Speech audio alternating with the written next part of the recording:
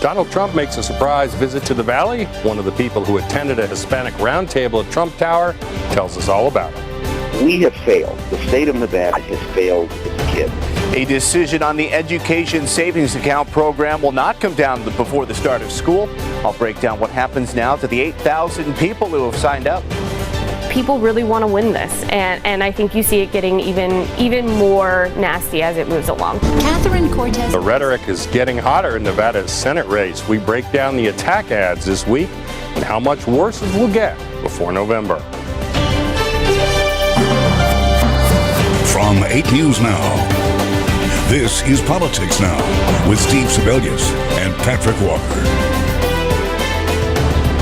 Republican presidential nominee Donald Trump made a surprise visit to Las Vegas on Friday. Thanks for joining us. I'm Steve Sebelius. And I'm Patrick Walker. Trump held several fundraisers Friday in a roundtable discussion with local Hispanic leaders. That took place in the afternoon at Trump Tower. No local media was alerted that Trump was even coming, and it was national media that were only allowed in for a quick soundbite before cameras were told to leave.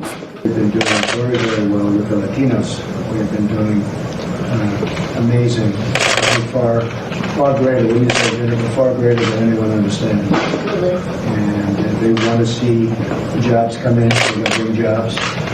They want to see things happen. A little tough to hear there, but he's saying he wants to see some jobs and things happening. Now, here's a partial list of the guests who were at the group at the round table. The attendee list had about 20 names, including Joe Hernandez, president of the Nevada Hispanic Business Group, restaurant owners Leticia Mitchell and Irma Aguirre, James Campos of the Latino Coalition. Also on there, a local activist, Jesus Marquez, who is on the committee advising Trump on Latino matters, told 8 News Now about what he heard in the meeting on his way out. Well, the main thing is that the obvious, that he reached out to us. He came to Las Vegas to meet with a group of Latino leaders. In that group, we saw people of business, people of faith, people, local leaders, organizers, community activists, and that's important to know. Is the fact that he's reaching out and that he cares of what Latinos in Nevada want. In the first meeting, he clarified some of those things. Again, the main thing is that Mr. Trump is reaching out. He cares. What I saw there was a Trump that really cares, a Trump that was taking notes, and it was telling his people to take notes also. And he was asking questions. He was open to the dialogue, and he was open to questions, to ideas, and that is very important. He's reaching out, and that's good. Well, that last comment there, that last part of it in reference to a question about how Donald Trump has characterized Latinos in the past. So, Steve, let's talk about this secrecy element of the visit. We reported it right away. We were some of the first to have that out. But very interesting. The local media had there were no plans to let us hear about this. Yeah, that's kind of mind-boggling. No one told us about it. I later talked to somebody with the Trump campaign who confirmed he was aware of the visit the day before, but didn't tell anybody. I was kind of, I exasperated. I said, don't you guys want publicity? I mean, this is your presidential nominee coming to Las Vegas. You could at least get, some publicity out of it. And apparently they wanted this meeting, I think, to have a lower profile. It's interesting, he's meeting with the Hispanic community because they're so important in Nevada, growing and a vital part of the electorate.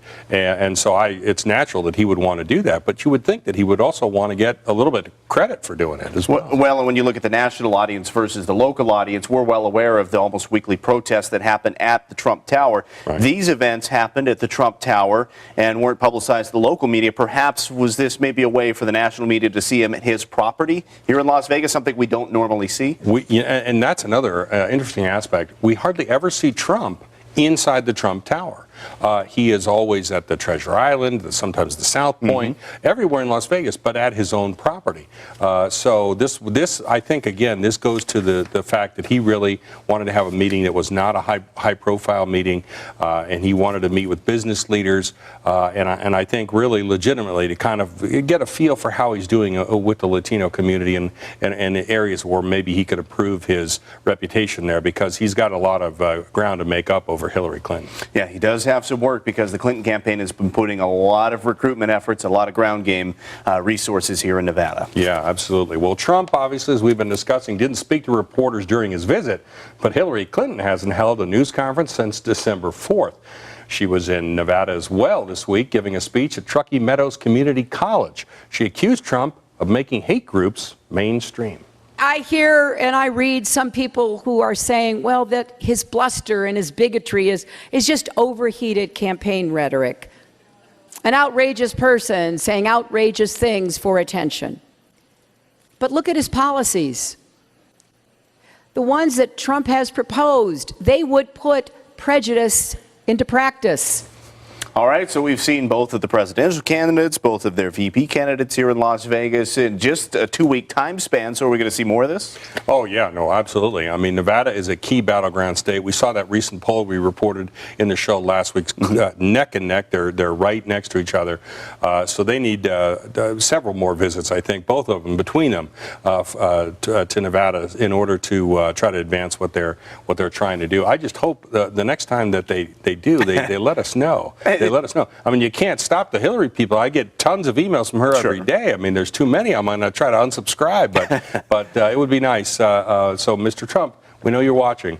Let us know the next time you're headed down that way. And it's not for lack of trying we're asking to be notified. I mean, we still went in and found out through back channels and other ways. It's just PR movie thing. It would be nice. They like to tell us, right? It would be nice, absolutely. Well, the rhetoric also between Hillary Clinton and Donald Trump, Steve, has been now over race, and that's been getting heated. Why are they going in that direction? Yeah, that is a new feature of this campaign, and I think Donald Trump, he has been vulnerable on that issue because of the way he's talked about Hispanic people, black people, and others. And so I think though some of his supporters feel that's a sympathetic issue. They're sympathetic to him because they're afraid to talk about race or racial issues because they're afraid of being labeled a racist. Mm-hmm. And so Donald Trump says, look, Hillary Clinton, that's her standby. She calls you a racist if you disagree with her, and she piles on that issue. And as you saw in the soundbite there, she's talking again about some of his affiliations, refusal to denounce a KKK leader and things like that. And she's basically accusing him of prejudice and bias and bigotry throughout that campaign. I think that's where she sees an opening to increase and keep on her side minority populations. But Trump is making the message, look, she hasn't done anything for you. She's not going to do anything for you. You might as well give me a try. All right, so let's go on to this then, a YouTube video making the rounds this week from Trump fans who claim it showed voter registration fraud happening here in Las Vegas. That was even after the Nevada Secretary of State said the person actually worked for the state party, so no crime, therefore, was committed. Can I get some Hillary Clinton memorabilia from you guys? Memorabilia? Yeah. Like, can I get some Hillary Clinton memorabilia? You know this is going on YouTube, right? It's supposed to be nonpartisan. No, we didn't know. Let me see here. Donald Trump, crossed out on the back. You're registering people to vote. For Republican and Democrat. Yeah. But you're not, though, because look. What? Let's see the front. For the Democratic Party. I'm going to take one of these. You can't. I can have one of those. Well, this was the explanation that Secretary of State Barbara Sagaski said. Nevada law prohibits a person working for a voter registration agency from displaying political preference, distributing campaign material, or otherwise conducting themselves in a partisan manner while providing voter registration opportunities to the public. Well, the key phrase here is voter registration agency, which is a government entity like the DMV or the Election Center for Clark County. That person worked for the state party, which is not in and of itself a government entity. Of course, we also asked the Secretary of State's office to clarify that for us. We didn't get quite a full answer, though, by Friday. We were trying to get some of the stuff by close of business. Absolutely. And you remember even during the caucuses, which were party-run all the way, you had people who were registering people, just signing them up for the caucus, who were wearing Trump signs and buttons and whatnot. Sure. And that rubbed a lot of people the wrong way, even in an event that was totally run by a political party. Well, here's something else making news, or lack thereof, this week. The state's the status of the state's controversial school choice program appears to be in limbo, at least for another week. The Supreme Court here, the state Supreme Court, is hearing 2 challenges to that program, but they did not issue a decision in its weekly releases of opinions. Those happen on Thursdays. So the question is, what happens now? Some 8,000 families hoping to find out when or even if they will receive state money to use toward private education will not learn until after the school year begins whether or not the state's school choice program will be allowed to go forward. The treasurer's office is ready to go. I talked with our chief of staff, and he said we can probably do it within 30 days. State Treasurer Dan Schwartz, in charge of administering the Education Savings Account program, has been encouraging parents to continue applying to receive ESAs, even though the program's status is in limbo. Opponents of the program say that's the wrong move. We don't know what the Supreme Court is going to opine on this case, and at this point, everything is at a standstill, so you cannot continue to sell this program. Educate Nevada Now is opposing the ESA program on the grounds that money is being drained from public schools for private education. That's the premise of the lawsuit that led a Carson City judge to put an injunction on the program. Outside of that, opponents are concerned about what would happen if the state Supreme Court rules in favor of the state of Nevada and parents pull their children from public schools. I think it's a huge disruption, and I think the court should have decided this already so that we know one way or the other what the decision is. And if the program is struck down, those who have already pulled their kids from public schools could be on the hook for the bill if their child has been accepted into private schools. For parents, it's a gamble that may or may not pay off. It's a crapshoot in many ways. They're waiting to see how it does come down. Right, and when it does come down, of course, we will have full coverage on both sides to break down the issue. We'll see. We're waiting just along with everybody else. Every week we hope it'll come out. But that's right. All right, taking a turn. The latest attacks in that hotly contested Senate race here and what it may mean going forward. Coming up on Politics Now.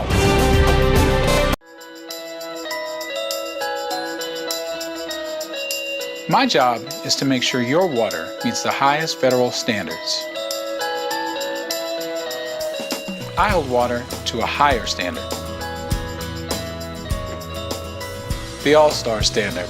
Although Southern Nevada's tap water is thoroughly treated and tested, we know you may have questions about water quality. For objective information, go to snwa.com. Why are car buyers coming from all across the Southwest to buy their new vehicle from Tobin Dodge? Because Tobin Dodge is the #1 Dodge dealer in the nation. Hey, shop at Tobin Dodge Superstore, and the summer clearance is going on now. New Chargers, 30% off MSRP. New Challengers, $22,889. Or get 0% for 60 months on both. People are coming from everywhere. Chargers, 30% off. Challengers, $22,889. Or get 0% on both. That's Tobin Dodge in the Valley Auto Mall, #1 for a reason. A 90-year-old war hero deprived of his family, dignity, and life savings. A vulnerable senior victimized by a Nevada guardianship program the Las Vegas Review-Journal called ripe for abuse. When the family pleaded directly with Catherine Cortez Masto for help, she turned them away. Despite years of reported abuses in the program and later several criminal convictions, Catherine Cortez Masto let Nevada seniors down. Freedom Partners Action Fund is responsible for the content of this advertising. Got the jacket and the Swiss Army knife. Now, I guess I'm a MacGyver, right? Action! Really one of the main ingredients of this reboot is the soul of the original show. Very first scene of this is me hanging out of an airplane, trying to ground it. I think fans are going to recognize a lot of things from the original show. He doesn't have a superpower. His superpower is his brain. And I think that's really refreshing. Saving the world in style. Good job, brother. MacGyver, CBS Fridays this fall. Welcome back to Politics Now. Well, if you follow politics at all, of course, almost any race gets pretty ugly. But Nevada's U.S. Senate race is heating up pretty early. Not only are the candidates going after each other, but U.S. Senator Harry Reid is now joining in the fray. Yeah, some of those attacks have come from outside groups that technically can't coordinate with campaigns, and Cortez Masto's campaign has already slammed Heck directly. But now Heck's campaign has launched an entire website dubbed CorruptCatherine.com, dedicated to attacking Cortez Masto. The theme, that she's enjoyed a series of appointments to plum insider jobs, and that her tenure as Attorney General was coated in partisanship. Cortez Masto indicted a former Republican lieutenant governor who allegedly mishandled state funds, but she let a former top legislative Democrat who pocketed more than $120,000 in campaign funds plead guilty to a misdemeanor. She refused to join the national lawsuit against the Affordable Care Act when a Republican governor ordered her to do so, and she allowed liberal activists to plead guilty to gross misdemeanors rather than felonies after they had been caught offering bounties for voter registration. And that list goes on. Now, many of the decisions criticized on the website can be chalked up to prosecutorial discretion, which DAs and AGs do every day to save court time or serve the interest of justice. But the point of Heck's attack is to allege that Cortez Masto acted out of partisanship rather than impartiality in many of those cases. Cortez Masto's campaign immediately dismissed the attack as, quote, gutter politics, unquote, from Heck, whom she's previously attacked for votes on defunding Planned Parenthood. Her campaign defended her from charges of corruption by noting her record of working with both Republicans and Democrats in the legislature and her endorsement by police groups. Well, of course, we're seeing with all the money coming in from the candidates, this one paid for by the friends of Joe Heck. But it's not just the candidates going at each other. As we mentioned at the top of the segment here, Senator Harry Reid, whose seat they're both going for, is in this as well. That's right. You know, in recent days, Reid said Heck is a phony. He said he's a fraud and the most fraudulent candidate he's ever seen in 50 years in politics. Reid endorsed Cortez Masto immediately after she announced her run, and he has said publicly he has a proprietary interest in seeing that she's elected to the seat that he's giving up to retire. In all of his 50 years. In all of his 50 years. You can't think of any more fraudulent candidate. I don't know. Well, we'll Very see. interesting. We'll see. Well, just how nasty is this going to get? When I saw the ads coming out a few weeks, about 3 weeks ago or thereabouts, and when she started talking about abortion, the A word, abortion, then I knew that there was desperation coming from her side. Our face-off panel takes on this Senate race that's becoming more tense by the day. Plus, Hillary Clinton will be a you're hired president. Donald Trump will be a you're fired president. Democratic Vice Presidential candidate Tim Kaine tries to get traction during a trip to Southern Nevada this week. Read all about it. Rapid Cash drops rates on title loans, starting at just 7% per month or 84% APR. There's never been a better time for a Rapid Cash title loan, now as low as 7% per month. Love that Rapid Cash.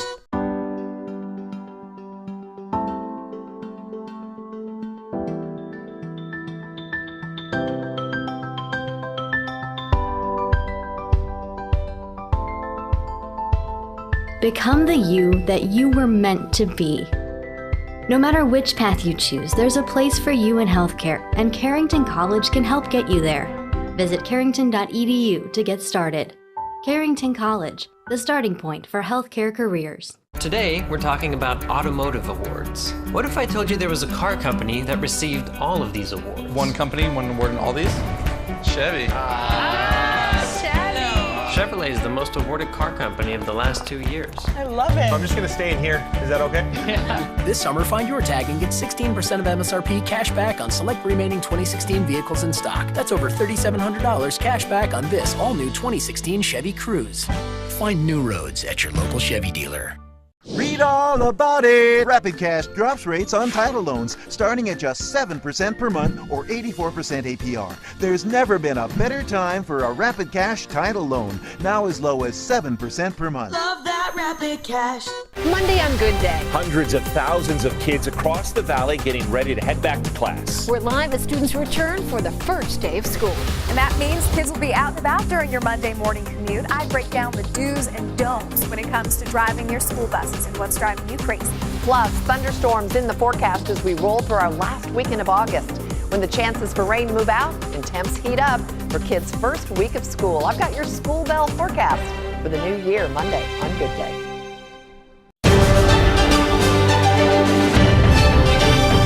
Well, who will win Nevada's Senate seat, and how nasty will it get before we find out? We put that question to our face-off panel, KXNT radio host Alan Stock from the right, and Battleborn Progress Executive Director Annette Magnus from the left. let's look at the Senate race here. How nasty is this going to get? It's been a lead for Joe Heck pretty much the entire way in the polls, a close lead.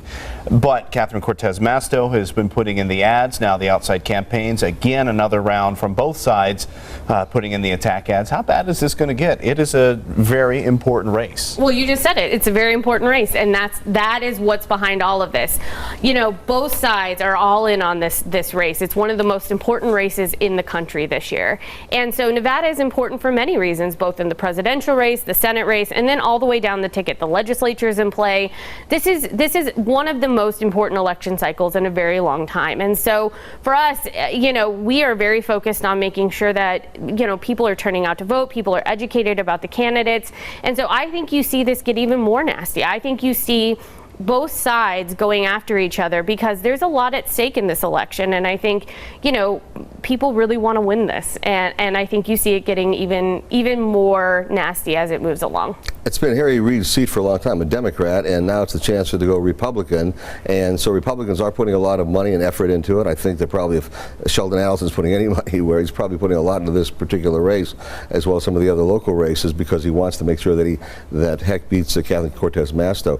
It's when I saw the ads coming out about 3 weeks ago or thereabouts, when she started talking about abortion, the A word, abortion, then I knew that there was desperation coming from her side, because now all of a sudden when they try to use the abortion thing, he's going to prevent women from having health care and they're going to be dying in the streets, it's that kind of a thing.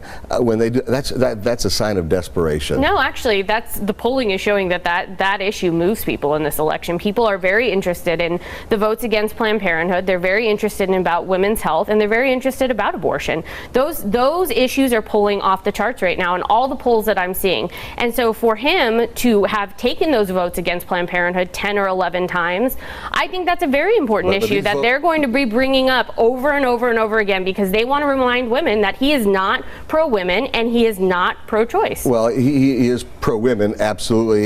He's married a woman. He's very pro-women, hires women. He's pro-women. To say he's not pro-women is ridiculous. He's not when it comes to our health care. He's very much pro-women and pro-women's health care. Okay. And the votes that you're talking about, if you look back, in fact, almost every one of them are called procedural votes, which means they're not votes to actually put something to put it on in the full vote, complete full vote. It's to certain procedural issues.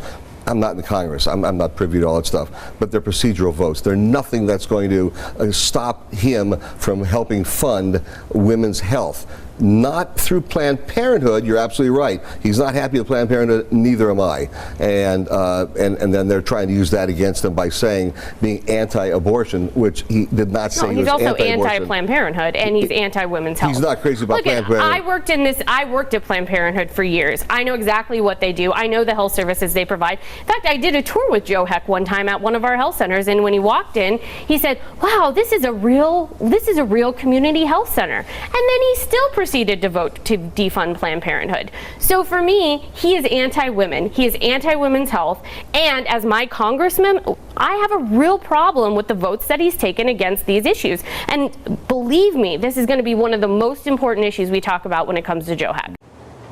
Well, you can watch the rest of that debate as well as a discussion about the alleged election fraud video we showed you earlier in the broadcast and the role the Clinton Foundation flap will play in the race on our website at LasVegasNow.com. Patrick? All right, Steve, thank you very much. Time for the race now, where we go over the other big political stories this week.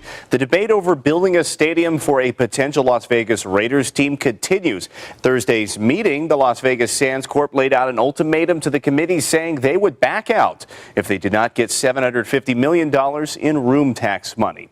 1 week after Republican vice presidential nominee Mike Pence visited Nevada, Democratic VP nominee Tim Kaine also made the trip. On Monday, he stuck to pretty much the same script, touting economic improvements and criticizing what he called Donald Trump's bleak picture of the country.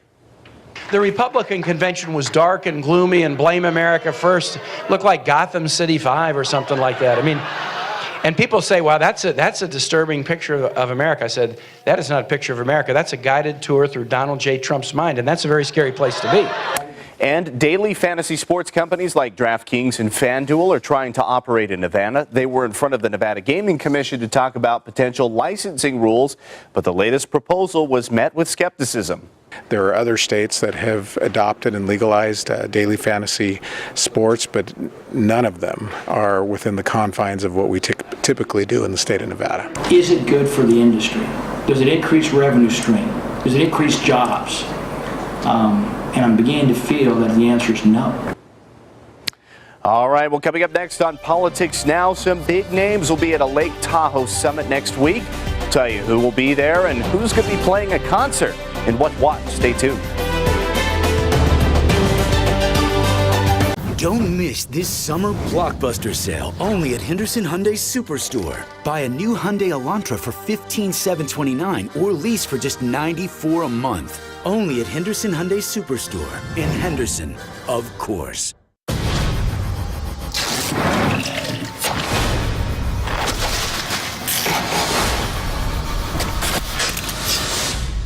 Always be prepared, right?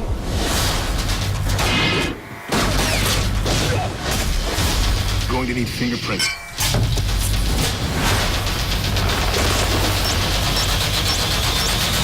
It's no fun if it's too easy.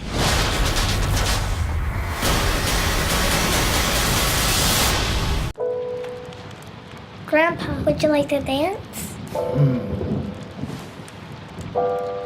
Today, Cox has internet so fast it can power whatever amazing tech the future dreams up.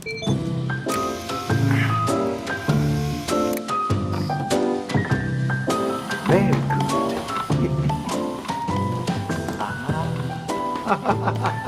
100 times more powerful Gigablast internet is here. Bring on tomorrow. San Gennaro Feast is back. Beautiful Craig Ranch Park on the grass in the park. With authentic Italian sausage and peppers, linguine and clams, fried calamari, pizza, Philly cheesesteaks, cannolis, tiramisu, and pasta, and more pasta. Free parents wristband with a purchase of a child's wristband on opening night. Featuring Las Vegas' finest entertainers, hosted by Tony Sacca. San Gennaro Feast, September 14th to the 18th. Fireworks, Sunday, 9 p.m. We'll see you at the feast. Don't miss this summer blockbuster sale only at Henderson Hyundai Superstore. Buy a new Hyundai Tucson for $19,430 or lease for just $122 a month. Only at Henderson Hyundai Superstore in Henderson, of course. After all, Giuliani and Donald Trump are experts on female anatomy. I mean, that's true. It's true. Just look at this actual video the two of them made. You know, you're really beautiful. And a woman that looks like that has to have her own special scent. Oh, thank you. Maybe you could tell me what you think of this scent. Oh, you drinking bones. Oh. Donald, I thought you were a gentleman. Now, obviously, that's shocking. That was an actual video. It was from a roast in 2000. Oh, there you go. All right, time for What to Watch, where we tell you about the big political stories happening here next week. A lineup of political bigwigs, including President Obama, will be at the 20th Lake Tahoe Summit. It's all about restoring Lake Tahoe, and it's open to the public. Now, the Killers will also be playing a concert at the summit this year. And the Governor's Prescription Drug Summit will be held Wednesday and Thursday at the MGM Grand. The goal there is to come up with solutions to address the national opioid crisis. The Agricultural Secretary will be one of the featured guests.